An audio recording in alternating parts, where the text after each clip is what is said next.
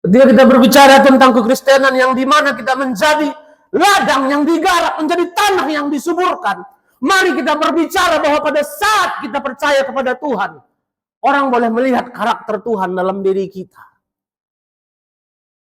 Sehingga kita satu ide dengan apa yang disampaikan oleh Yohanes.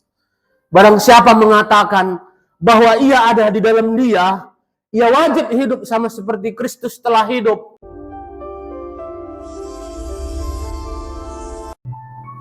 Terima kasih buat tim Praise and Worship yang sudah membawa kita dalam penyembahan.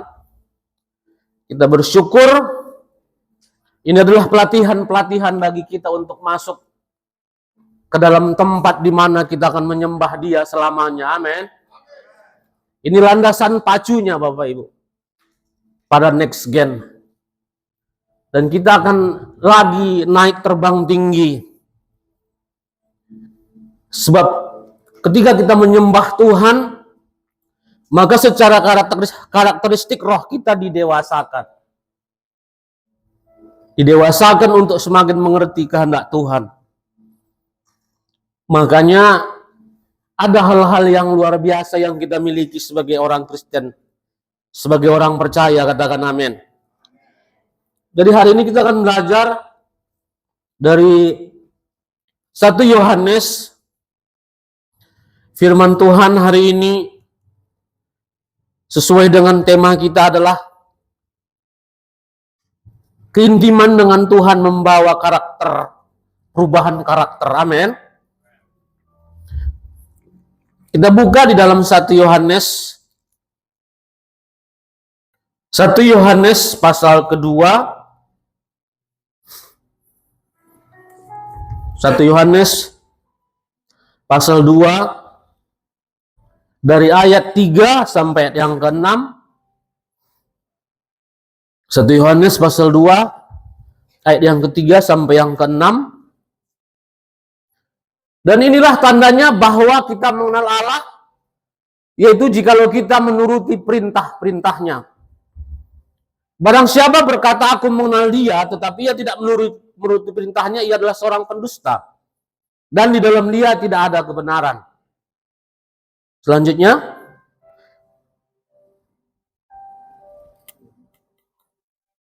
tetapi barang siapa menuruti firman-Nya, di dalam orang itu sungguh sudah sempurna kasih Allah. Dan itulah yang kita ketahui, bahwa kita ada di dalam Dia. Ayat yang ke-6, barang siapa mengatakan bahwa ia ada di dalam Dia, ia wajib hidup sama seperti Kristus telah hidup. Amin. Kita akan bahas dari ayat ini adalah ayat yang ke-6.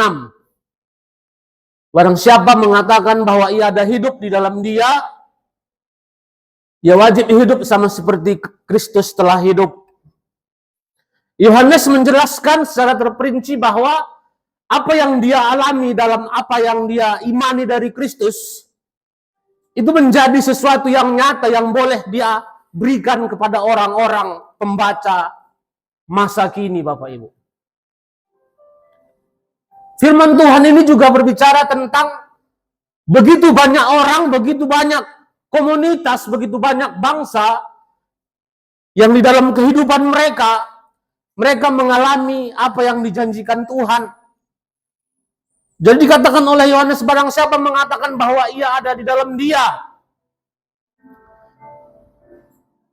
kita bisa mencetuskan di dalam diri kita apa itu kekristenan. Kita bisa menggambarkan di dalam diri kita apa itu kekristenan. Bagaimana bentuknya, bagaimana sistemnya, bagaimana mekanismenya. Tapi yang kita mau belajar bersama-sama adalah ketika kita menyebut diri kita percaya kepada Yesus, maka Yesus harus hidup dalam diri kita melalui buah rohnya. Amin. Melalui buah rohnya, inilah yang dijelaskan oleh Yohanes. Barang siapa mengatakan, jika seseorang mengatakan sesuatu, tentu dia meyakini bahwa apa yang dia katakan itu ada isinya. Jika orang mengatakan sesuatu, tentu dia mulai mengatakan itu dia punya arah dan tujuan yang dia ingin sampaikan kepada kita. Nggak ada orang berbicara tanpa maksud. Dan nggak ada orang berbicara tanpa makna. Kalau dia berbicara tanpa maksud itu namanya menggumam seperti ini. Nah, gitu. Tapi ketika dia berbicara ada yang dia ingin sampaikan, ada yang dia ingin cetuskan. Dan kalau seandainya itu kita berbicara tentang hidup kita di dalam Kristus, maka yang ingin kita sampaikan adalah siapa yang hidup di dalam diri kita. Apa yang sudah dia lakukan, apa yang sudah dia ubah, apa yang dia sudah tetapkan menjadi alur yang harus kita ikuti, itu yang seharusnya kita bicarakan. Setiap apa yang diutarakan orang tentu itu ada di hatinya. Amin. Setiap apa yang diutarakan orang tentu pasti ada itu tersirat. Jadi ketika kita berbicara tentang Kristus, maka sesuatu di dalam diri Kristus itu harus kita alami, Bapak Ibu. Amin. Ketika kita berbicara tentang kekristenan yang dimana kita menjadi ladang yang digarap, menjadi tanah yang disuburkan. Mari kita berbicara bahwa pada saat kita percaya kepada Tuhan, orang boleh melihat karakter Tuhan dalam diri kita.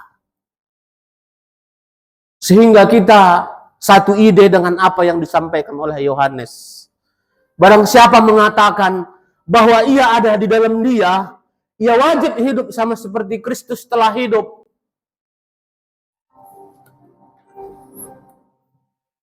Kelahiran baru menjadi kunci penting dalam kehidupan dan awal dari pertobatan kita. Ketika kita dilahirkan kembali dari air dan roh yang dimaksudkan oleh Yohanes, maka sesuatu yang di dalam diri kita ini harus terus diisi oleh makanan-makanan sorgawi, yaitu air hidup dan roti hidup. Saya membaca dari ayat ini, Bapak Ibu, ada hubungannya di ayat 3. Dan inilah tandanya bahwa kita mengenal Allah, yaitu jikalau kita menuruti perintah-perintahnya. Kenapa banyak orang udah menyebut dirinya Kristen, tapi dia nggak menghidupi perintah Tuhan? Karena bagi dia itu asing. Karena bagi dia itu sesuatu yang menyulitkan. Makanya di dalam apa yang dituliskan oleh Daud, di dalam Mazmur pasal 119, dikatakan di sana ayat yang 96, bisa ditampilkan.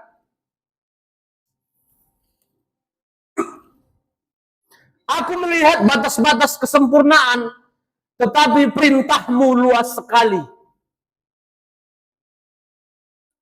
Sering sekali perubahan hidup yang kita banggakan, yang sudah kita merasa kita mencapainya, yang sudah kita merasa kita sudah melakukannya, itu berdasarkan pikiran kita. Berdasarkan apa yang kita pahami, bukan sebenarnya secara utuh maksud Tuhan bagi kita. Contohnya ketika kita sudah melakukan sesuatu hal yang berhubungan dengan satu firman, maka kita sudah merasa firman yang lain itu akan diabaikan. Firman yang lain itu akan dikurangi kadarnya. Aku melihat batas kesempurnaan, tetapi perintahmu luas sekali. Sebelum orang mengenal perjanjian baru, ada 10 hukum. Amin. Dan Yakobus menuliskan, setiap orang yang sudah melakukan 9 hukum, tapi mengabaikan satu bagian daripadanya, dia bersalah terhadap semua hukum itu. Ini yang dimaksudkan di dalam Mazmur tadi, Bapak. Ketika kita memiliki ide tentang perubahan, maka yakinlah kita bahwa yang kita mau kejar adalah perubahan seperti apa yang dimaui oleh Tuhan. Coba ayat yang tadi, Mazmur tadi, aku melihat batas-batas kesempurnaan, tetapi perintahmu luas sekali. Penulis Mazmur pun mencetuskan ini. Ada gambaran di dalam dirinya bahwa dia merasa pencapaiannya itu sudah pasti mantap di mata Tuhan. Pencapaiannya itu sudah pasti akan membuat Tuhan senang. Dia merasa itu ada di dalam pikirannya. Aku melihat batas kesempurnaan. Dia melihat. Berarti sedang dia berdialog dengan dirinya. Tuhan sudah kulakukan ini. Tuhan sudah kuperbuat ini. Tuhan sudah kulakukan ini. Maka sepantasnya aku sudah berhenti. Mungkin dia beranggapan seperti itu. Tapi dalam selanjutnya. Tetapi perintahmu luas sekali.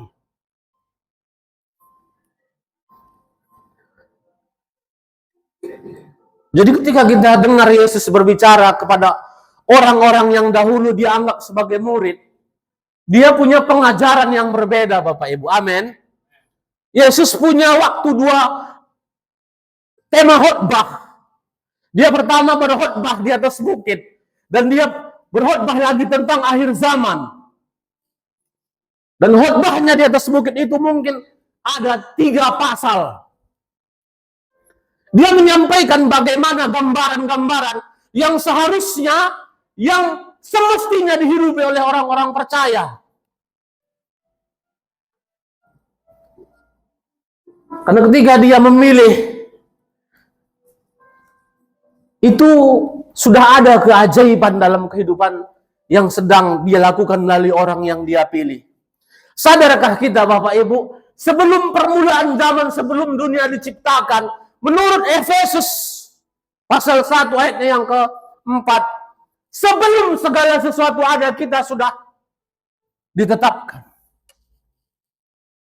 Sebab di dalam Dia Allah telah memilih kita sebelum dunia dijadikan. Alangkah bahagianya kita sebelum dunia ada, kita sudah dipilih.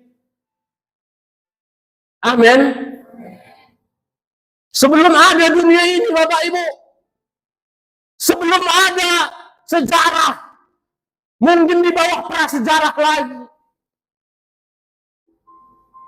Jadi ketika Tuhan memiliki rencana sesempurna ini, maka Dia juga mau kita berjalan menuju kesempurnaan yang Dia tentukan untuk kita hidupi setiap saat. Dan tanpa kita dipenuhi dengan roh Tuhan, roh kudus, kita nggak akan mampu. Barang siapa mengatakan ia ada di dalam Dia, ia wajib Kristus, hidup sama seperti Kristus telah hidup. Kata wajib itu, kalau tadi saya baca di dalam apa yang ditulis dari terjemahan aslinya, dikatakan itu sama dengan orang yang berhutang yang sudah jatuh tempo. Harus segera dilakukan pembayaran. Itulah arti kata wajib. 1 Yohanes pasal 2:6 tadi.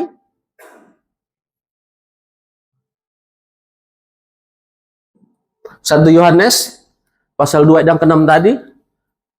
Saya membaca arti kata wajib itu sama dengan orang yang sudah jatuh tempo hutangnya. Inilah kata wajib ini.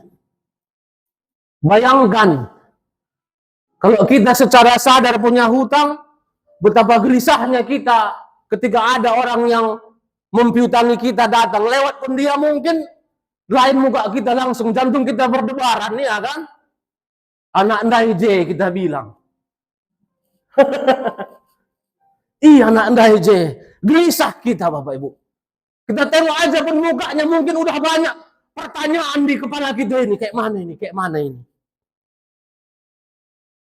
Inilah arti kata wajib ini. Kalau kita membayangkan ketika kita hidup dan mengukurkan firman yang sedang kita lakukan, apakah akan seperti itu kita ketika kita mengingkari firman Tuhan dalam hidup kita? Saya yakin tidak, kebanyakan. Kita bakso, bawa selo. Kalau sama Tuhan pasti. Tapi arti kata wajib ini seperti itu. Seperti orang yang sudah jatuh tempo hutangnya. Tapi kita hidup di dalam kasih karunia, kita bilang, ya kan? Kekayaan kasih karunia Tuhan berlimpah. Tapi ingatlah, Tuhan sudah menetapkan kita untuk hidup kudus dan tidak bercacat celah sampai kepada kedatangannya yang kedua. Oleh sebab itulah Roh Kudus datang memenuhi kita, Bapak Ibu. Ketika Dia datang memenuhi kita, niscaya dan pasti hidup kita akan benar-benar dimerdekakan. Kata wajib ini memberikan kita satu gambaran bahwa ada penegasan di sana. Kita bisa membayangkan seorang prajurit militer masuk ke dalam wilayah militer. Ketika kata wajib itu mereka abaikan, mungkin mereka akan keliling lapangan, manggul senjata, bawa tas ransel yang beratnya 15 kilo. 5 kali mungkin mereka akan berkeliling. Ketika kata wajib ini mereka abaikan. Ketika kata wajib itu tidak mereka indahkan dari instruktur mereka, mereka harus sudah siap. Demam-demam, capek-capek badannya. Kenapa? Kata wajib ini kalau di dalam dunia kemiliteran memiliki sanksi. Wajib helm. Coba kita nggak pakai helm di wilayah militer, bisa kita mandi di part-part itu dibuatnya. Saya pernah dengar cerita abang saya ketika dia lewat di wilayah militer Linux 100. Kalau sekarang rider. Dia boncengan sama kawannya lagi bonceng pacar lah. Waktu muda mereka katanya, mereka nggak pakai helm. Disetop sama prajurit rider. Kau dorong cewekmu di atas kereta ini. 3 kali kau bolak-balik depan asrama ini katanya. Bayangkan ceweknya di atas. Bagaimana bahagia mau nangis ya kan? Disuruh dorong di atas ceweknya, jangan turun. 3 kali di depan asrama ini. Karena apa? Ada kata wajib yang diabaikannya. Tapi kita karena hidup di dalam kasih karunia, Tuhan mungkin selalu memiliki penilaian yang berbeda. Tapi kalau kita menyadari, Paulus memberikan kita gambaran. Ketika dia mengingat bagaimana kehidupannya, penderitaannya, tekanan yang dia hadapi, dia nggak membuat undur dalam dirinya. Tapi dia berkata, aku berlari-lari kepada tujuan yang ditetapkan Allah dalam Kristus Yesus. Ketika dia berlari-lari, dia tahu otot rohani yang sudah dia bangun melalui penderitaan. Ketika dia tahu dia akan berlari, dia tahu bahwa otot rohani yang sudah mungkin mencurahkan air mata yang begitu banyak. Tahu dia kapasitas yang akan dia pakai ketika dia berlari. Penderitaan menimbulkan ketekunan. Amin. Di dalam penderitaanlah kita akan dibentuk otot rohani kita, Bapak Ibu. Tapi yang menurut Tuhan penderitaan itu bukan kita buat. Kalau kita yang membuatnya,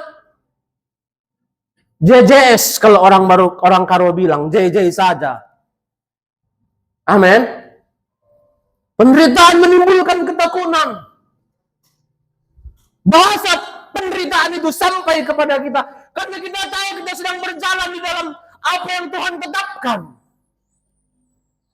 Kita menilai segala sesuatu menurut pikiran yang sama dengan yang pernah Kristus lakukan. Makanya ketika Yesus berjalan sampai kepada salib, kalau seandainya dia dengarkan apa yang dilontarkan orang kepadanya, maka mungkin sejarah akan berkata tidak. Tapi Yesus memiliki satu tujuan supaya kita mengingat setiap penderitaan, setiap ketekunan yang sudah dilakukan oleh Yesus itu menjadi tonggak fondasi bagi kita. Ketika firman Tuhan, ketika Roh Kudus hidup dalam diri kita, kita pun sanggup melaluinya. Katakan amin. Kita pun sanggup melaluinya, Bapak Ibu. Barang siapa mengatakan bahwa ia ada di dalam Dia, ya wajib hidup sama seperti Kristus telah hidup. Ketika kata wajib ini memiliki sanksi, jangan membuat kita takut. Karena Tuhan ketika Dia memberikan sesuatu hal yang mungkin itu sebagai batasan, tidak bisa kita lewati. Namun Tuhan selalu punya jalan dan cara yang terbaik untuk membuat kita bahwa sesuatu itu pasti ada maksud dan tujuan di situ. Sebab firman Tuhan katakan, segala sesuatu mendatangkan kebaikan. Amin. Ketika segala sesuatu itu mendatangkan kewajiban, maka banyak pun kata wajib ini kita lewati, kita akan terobos terus. Kita akan melangkah terus. Karena kita sudah dimerdekakan. Karena kita sudah dikuatkan oleh Tuhan.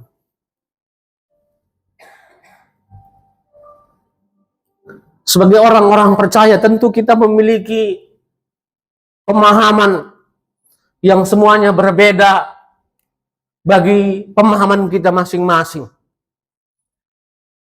Tapi ketika kita melihat apa yang dikatakan Yohanes dalam ayat ini, itu akan membuat kita mulai mengevaluasi secara pribadi apa yang harus kita lepaskan, apa yang harus kita abaikan, apa yang harus kita tutup telinga kita, apa yang harus misalnya kita bersabar, apa yang harus misalnya mungkin kita berkata tidak. Kita memiliki ketetapan hati kita masing-masing.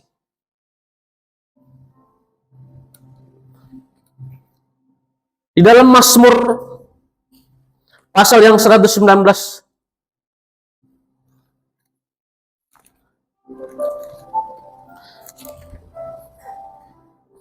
ayatnya yang ke-60, aku bersegera dan tidak berlambat-lambat untuk berpegang pada perintah-perintahmu. Sering sekali apa yang membuat seseorang ngelet secara rohani, karena dia membiasakan diri berlambat-lambat dan menunda-nunda untuk berubah. Colek kanan kirinya, nggak bapak itu kan, nggak guys itu kan bilang, nggak ibu itu kan bilang. Aku bersegera dan tidak berlambat-lambat untuk berpegang pada perintahmu. Semakin kita sering menunda-nunda untuk hidup yang menunjukkan ketaatan kita kepada Tuhan, akan semakin kita selalu menyesuaikan diri dengan karakter kita, bukan karakternya Tuhan. Semakin sering kita menunda-nunda untuk bertobat, akan semakin sering kita menyesuaikan diri kita bukan kepada apa yang Tuhan mau, pasti itu. Semakin sering kita memaklumi, akan semakin banyak kata maklum terngiang-ngiang di telinga kita ini.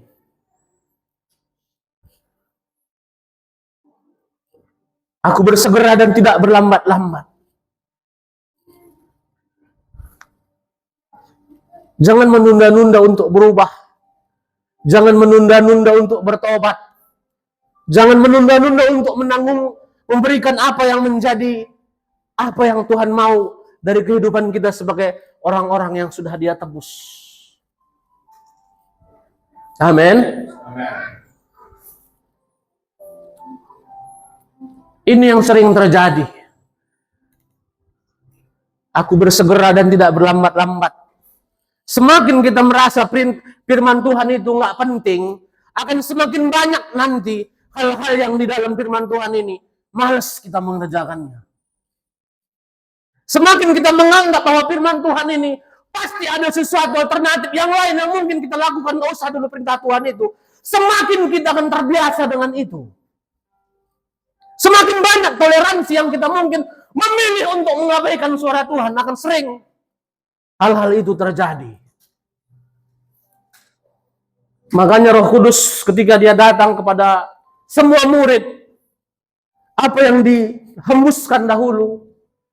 Angin dan api, tetapi lebih dahulu datang angin daripada api.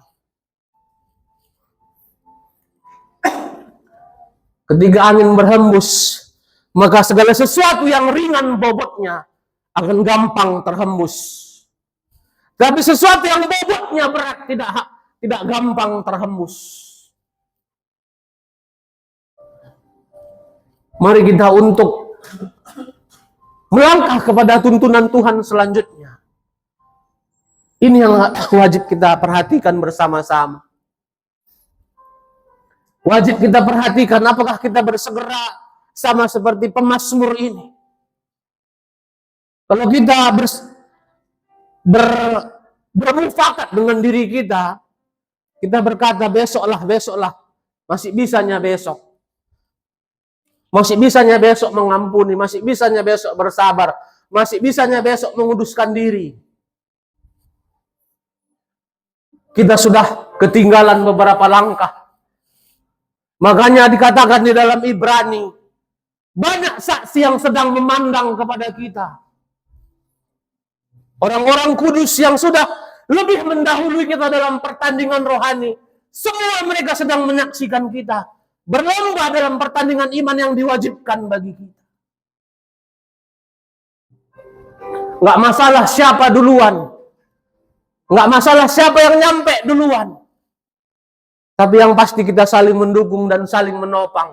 Jangan saling menjegal. Amin. Katakan amin. Dalam pertandingan itu, Rasul Paulus katakan pasti ada juaranya. Pasti ada orang yang lebih duluan nyampe. Pasti ada orang yang lebih sampai di garis finish. Jangan lihat ketika dia berada di garis finish. Jangan lihat ketika dia tertawa dengan sumringahnya ketika dia berada di tempat dia yang memang pantas dia dapatkan. Tapi lihat bagaimana ketika dia mendisiplin dirinya. Lihat bagaimana dia ketika memberi waktu untuk membuat dirinya berbatasan dengan segala sesuatu supaya dia bisa mencapai posisi itu. Itu lihat. Seorang pelari ketika dia duduk minum kopi dengan kita makan lagi goreng pisang, ada bakwannya, ada risolnya, dia gak akan nampak seperti seorang pelari. Katakan amin. Seorang ahli maraton ketika kita mungkin sedang makan bakso sama dia, gak akan dia terdampak seperti seorang pelari maraton. Dia akan seperti orang yang sama dengan kita. Tapi pada saat dia berada di arena pertandingan, pada saat pistol ditembakkan, yang membuat tanda untuk dia berlari, disitulah dia lihat. Kita melihat sebagai dia pelari. Kita lihat ototnya besar. Kita lihat powernya yang nggak habis-habis seolah-olah. Kita harus berlari seperti apa yang dikatakan Paulus menuju panggilan kita masing-masing. Jangan menunda-nunda. Jangan menunda-nunda. Ketika kita menunda-nunda, maka kita selalu berada di jilid yang lama, Bapak Ibu. Jemaat-jemaat Tuhan, ketika kita menunda-nunda, kita sedang di kurikulum yang lama terus. Ketika kita menunda-nunda, kita sedang dibayang-bayangi dengan kemunduran. Tapi ketika kita berkata, Tuhan, aku akan terus melangkah, apapun yang kualami, aku akan terus melangkah. Mungkin banyak hal-hal yang akan membuat kita tertawa. Tapi Tuhan sudah membebaskan kita dan Dia berikan satu kemenangan melalui kuasa salib Kristus. Kepenuhan firman Tuhan di dalam diri kita. Itu akan membuat kita memiliki otot yang tegap secara rohani. Makanya senjata rohani yang ditetapkan Tuhan untuk kita miliki adalah berdirilah tegap, berikat pinggangkan kebenaran dan berbaju jirahkan keadilan. Ketika perintah Tuhan itu membuat kita harus menyesuaikan diri dengan semua agenda kita, maka bersedia kita melakukannya. Terkadang Tuhan akan menuntut kita berjalan melawan arus dunia ini yang kebanyakan digemari orang. Terkadang Tuhan akan membuat kita berjalan seolah-olah jalan itu sendiri. Tapi Tuhan sedang mengamati kita, Bapak Ibu. Tuhan sedang mengamati kita. Berjumpakah Nabi Elia dengan malaikat? Dan naikkah level Elia kepada kemuliaan yang lebih tinggi kalau dia nggak berjalan 40 hari di padang gurun? Tidak. Tapi ketika dia berjalan di padang gurun, malaikat datang kepadanya dan berkata, minumlah, makanlah roti. Ketekunan akan selalu membawa kita kepada kemuliaan yang lebih tinggi. Amin. Elia nggak akan berjumpa dengan malaikat, nggak akan dia lihat kemuliaan Tuhan yang seperti dilambangkan dengan angin sepoi-sepoi, seperti yang dilambangkan dengan gempa dan api. Nggak akan Elia lihat kalau dia berada di zona amannya terus. Tapi ketika dia berjalan di padang gurun, maka Tuhan memiliki promosi dan hadiah luar biasa bagi Nabi Elia. Selalu ada pertarungan rohani yang harus kita menangkan sampai kita nanti menutup mata, Bapak Ibu. Amin. Akan selalu ada pertarungan rohani yang seharusnya menjadi kita pemenangnya. Akan ada selalu.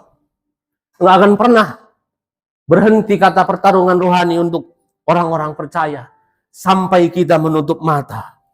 Pertandingan wajib itu hanya akan berhenti kalau kita sampai di garis akhir. Dalam setiap generasi, Tuhan memberikan tokoh-tokoh kebangunan rohani, tokoh-tokoh yang membuat sebuah peradaban itu berubah. Dan gereja harus selalu punya sesuatu yang baru untuk dia beri bagi dunia ini, supaya dunia ini melihat Yesus. Katakan amin. Gereja harus punya sesuatu untuk membuat dunia ini tertarik kepada Yesus. Kita nggak bisa memberi kepada orang kalau kita sendiri nggak memilikinya. Barang siapa yang memiliki, maka kepadanya ditambahkan. Tapi barang siapa yang tidak memiliki, bahkan yang ada padanya pun akan diambil.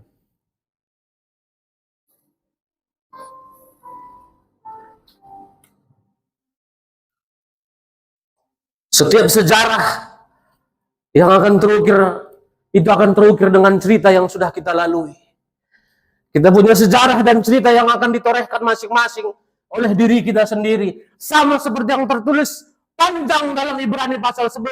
Semua saksi iman itu melukiskan sejarah mereka. Mungkin mereka seorang pionir yang besar di dalam kerajaan sorga nanti. Tapi sejarah kita-kitalah yang melukiskannya masing-masing. Katakan amin. Sejarah kita-kitalah yang melukiskannya. Akan menjadi apa kita di dunia ini menurut firman Tuhan. Dan akan menjadi apa nanti kita di kerajaan sorga. Kitalah yang menentukan ceritanya. Namun Tuhan memberikan kita hari ini tuntunan dan arahan supaya kita selalu berjalan dalam koridor firman Tuhan. Tampilkan slide-nya. Saya tuliskan tadi beberapa slide supaya kita juga sedikit membaca. Amin. Yang pertama, karakter adalah pikiran yang bermanifestasi dan menentukan jati diri kita. Karakter dosa akan memperlihatkan pikiran yang berdosa dan akan melahirkan sifat dosa dan akan dilakukan. Maka dalam firman Tuhan kita perlu dibaharui di dalam roh dan pikiran kita. Siapa yang bisa memperbaharui pikiran manusia, Bapak Ibu? Cuma penciptanya, katakan amin. Kalau nggak pikiran kita dibaharui firman Tuhan, 30 tahun kita melayani, bisa nggak ada seriusnya? Bisa. Main-main terus. Kalau hanya di sini mau kita tampil nggak berkarakter Kristus, ngapain? Kalau hanya kita di sini dengan bahasa raba-raba, nggak ada tujuan dari apa yang dikehendaki Tuhan, pasti nggak akan ada perubahan di dalam yang diinginkan Tuhan melalui gereja Tuhan. Nggak ada itu.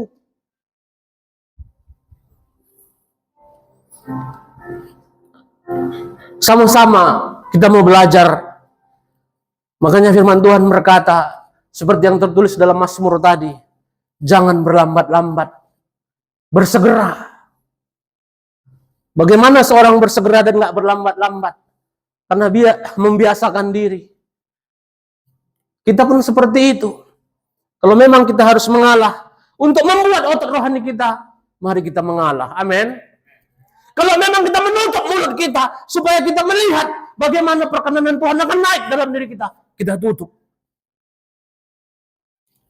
Katakan amin. Kalau memang kita harus mengampuni supaya kita naik level rohani kita, kita lakukan dengan sungguh-sungguh. Jangan bersandiwara kepada Tuhan. Tuhan nggak pernah bisa kita kelabui, Bapak Ibu. Tuhan nggak pernah kita bisa netralisir. Kita berlaku seolah-olah sudah melakukannya, tapi tidak. Sudahnya, sudah. Nggak ada lagi yang aku ingat. Kita bilang, Tuhan yang sebenarnya tahu apa yang kita sedang ucapkan. Makanya dikatakan kita perlu dibaharui dalam roh dan pikiran kita.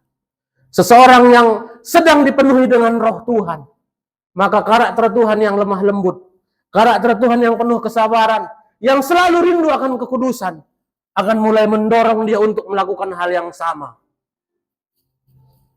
Dia terdorong untuk melakukan itu karena dia tahu dari mana Tuhan mengambil dia. Dia diambil dari kegelapan. Seharusnya dia sudah berada pada terang. Saya diambil dari kegelapan. Dan saya menyadari posisi saya ketika saya nggak mengenal Tuhan. Dan saya menghargai setiap apa yang Tuhan ingin kerjakan. Amin. Saya tahu dari mana saya diambil. Kegelapan. Kegelapan. Dan saya menghargai kasih karunia Tuhan yang sudah membawa saya. Itu artinya takut akan Tuhan. Kita memiliki masa lalu yang sama semua di hadapan Tuhan. Kalau dosa kecil, dosa besar, nggak bertobat ke neraka. Amin. Nggak gara-gara dosanya besar, dosa kita pikir kecil, lebih cocok lah aku masuk surga, kita pikir. Enggak. Tapi kekayaan kasih karunia Tuhan sanggup memulihkan semua orang. Amin. Sanggup memulihkan semua kita. Yang kedua, karakter berhubungan dengan setiap nafsu, karakter yang tidak dihubungkan dengan firman Tuhanmu, maka akan mengikuti hawa nafsu daging dan tidak mungkin menang melawan daging. Daging kita tanpa pertolongan Tuhan. Kita harus selesai dengan daging kita dan mulai memperhatikan roh kita. Makanya Yesus membuat satu firman Tuhan bahwa setiap orang enggak hanya makan dari apa yang dimakannya secara jasmani. Dia juga harus makan dari apa yang dia makan secara rohani. Amin.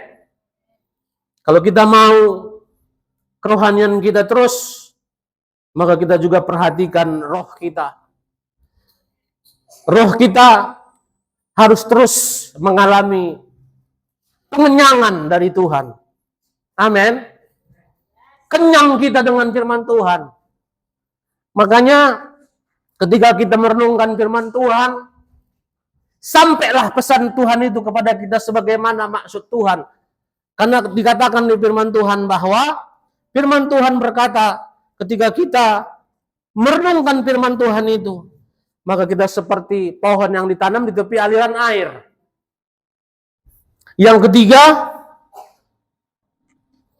karakter keempat, perintah Tuhan akan membawa kepada kehidupan rohani yang terus dibaharui. Terkadang kita memiliki pikiran yang keliru akan perintah Tuhan yang tidak kita pahami. Karena Tuhan membuat kita melakukan perintah Tuhan, kita harus diajar oleh rohnya untuk mengerti firman-Nya. Mazmur 119 ayat 96 tadi, Bapak Ibu. Tuhan nggak menentang ide kita apapun yang berhubungan dengan sesuatu yang kita dengar dari firman Tuhan.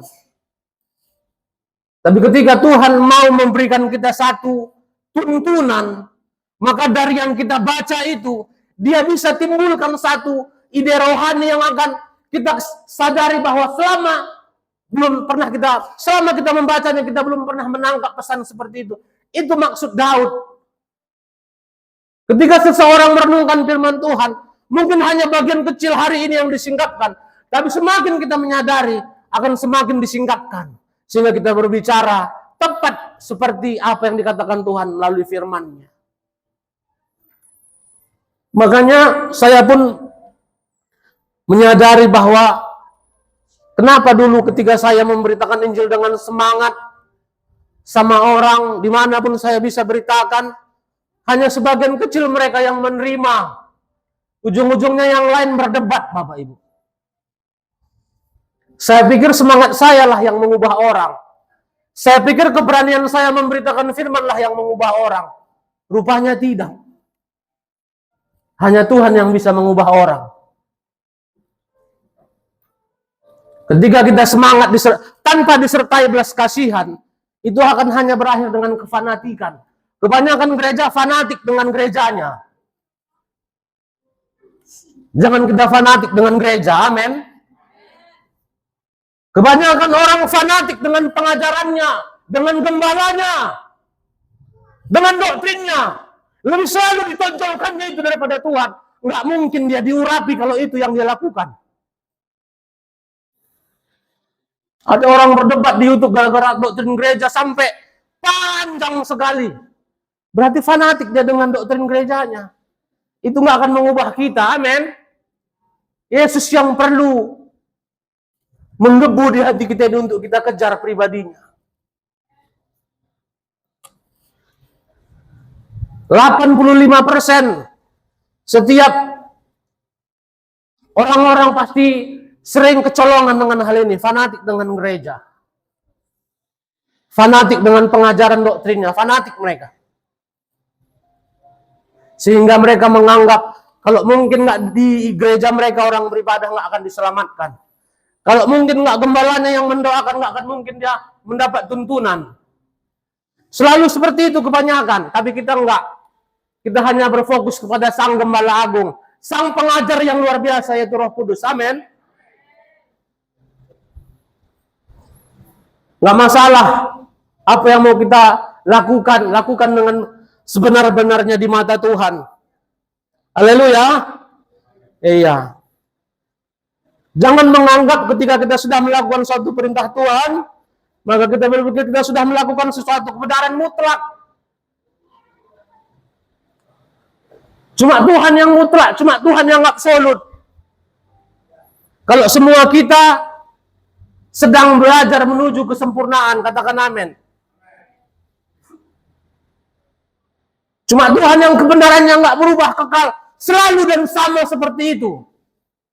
Kita kerohanian kita pasti pasang surut terkadang. Nggak mutlak.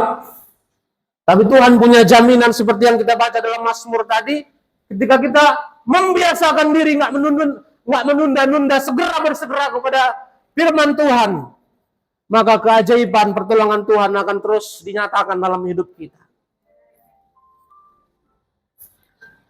Jangan berlambat dan melakukan sesuatu hal yang kita ketahui itu adalah kehendak Tuhan. Respon kita terhadap firman Tuhan akan sangat menentukan tingkat pengertian kita. Yang terakhir. Yang terakhir, jangan berlambat, hilang. Saya pikir hilang. Jangan menganggap, jangan berlambat, nggak ada ya? Oh ini dia, masih adanya. Jangan berlambat dalam melakukan sesuatu hal yang kita ketahui adalah kehendak Tuhan. Respon kita terhadap firman Tuhan akan menentukan tingkat pengertian kita. Kita akan firman Tuhan, banyak orang sering menunda-nunda dan berharap akan mendapatkan nggak ada lagi bacaannya. Atau harus dimasukkan tokennya lagi. Menunda-nunda untuk melakukan perubahan bisa membuat kita berakhir seperti Yudas. Dia harus kehilangan segalanya. Jangan menunda-nunda untuk berubah. Amin. Apakah nggak pernah tersirat di dalam diri Yudas dia salah? Pasti pernah. Kalau nggak pernah ya udah keterlaluan kali lah dia itu. Ngomong bisa pasti kalau dia nggak pernah tersirat di dalam dirinya bahwa dia salah. Nggak mungkin nggak pernah terlintas di dalam pikiran Yudas bahwa yang dilakukannya itu menyimpang dari ketetapan Tuhan. Pasti pernah. Menunda-nunda. 3,5 tahun dia di sisi Yesus. Guru yang agung. Gembala yang baik. Pengajar yang paling mujarab pengajarannya. Tapi karena Yudas terus memberi dirinya berada di tempat di mana dia merasa nyaman, maka berakhirlah dengan cerita yang sudah kita ketahui. Amin. Pasti Yudas pernah merasa bersalah, pasti. Tapi merasa bersalah saja Bapak Ibu, sekian nggak cukup. Kita bertobat, amin. Pasti Yudas pernah merasa menyesal, kok ginilah, kok seperti inilah, pasti. Tapi kalau hanya seperti itu di pikiran kita nggak datang kepada Tuhan, maka itu akan menjadi kesimpulan yang nggak ada jawabannya. Akan menjadi cerita yang akan terus berlanjut tanpa kita ketahui arahnya sedang menuju kemana. Jangan menunda-nunda. Menunda hari ini punya risiko yang lebih besar mungkin yang nggak akan kita sadari. Menunda hari ini akan mungkin membuat kita terjebak dalam jebakan yang pernah dahulu menjebak kita. Jangan menunda-nunda. Bersegera. Minta pertolongan Tuhan kalau kita merasa beban itu berat. Tuhan selalu punya cara. Tuhan selalu punya pintu yang dimana hanya Dia yang bisa membuka. Dia hanya mau menangkap lengan kita. Dia hanya mau merangkul kita dengan belas kasihannya.